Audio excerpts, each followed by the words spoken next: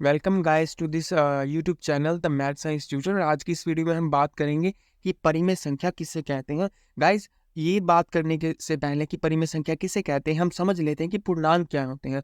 Guys, zero से लेके 1 2 3 4 5 6 7 8 and so on, जितने भी नंबर हैं, इसी तरह से जीरो से लेके लेफ्ट साइड पे -1 -2 -3 -4 -5, ये सभी के सभी पूर्णांक होते हैं। ओके गाइस, अब हमें पता चल गया पूर्णांक क्या होते हैं।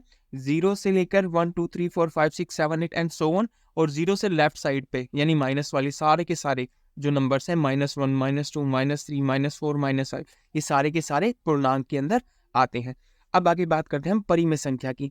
ऐसी कोई भी संख्या जिसे हम p/q के रूप में लिख सकते हैं, उसे क्या कहते हैं, हम परिमेय संख्या कहते हैं। q की वैल्यू कभी भी जीरो नहीं होगी गाइस, यहाँ दिया हुआ है ना, तो q की वैल्यू कभी भी जीरो नहीं होगी, और p और q दोनों पूर्णांक होने चाहिए।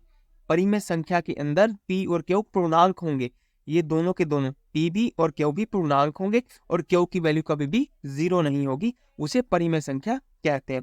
आगे उदाहरण ले लेते हैं गाइस, जैसे 2/3 हो गया, 4/5 हो गया, 3/7 हो गया, -2/-5 हो गया, या -3/4 इत्यादि। ओके, तो हमें पता चल गया कि परिमेय संख्या किसे कहते हैं। एक और चीज जो खास है याद रखने की, कि गाइस अगर मान लीजिए हम 1/√2 को देखें, एक उदाहरण लिया है गाइस आपको समझाने के लिए, कि अगर हम 1/√2 को देखें, क्या ये परिमेय संख्या है? अब चेक करते हैं कि है या नहीं है। अब ऊपर p की जगह तो एक पूर्णांक है, हमें पता है कि 1 एक पूर्णांक है, लेकिन नीचे √2 है।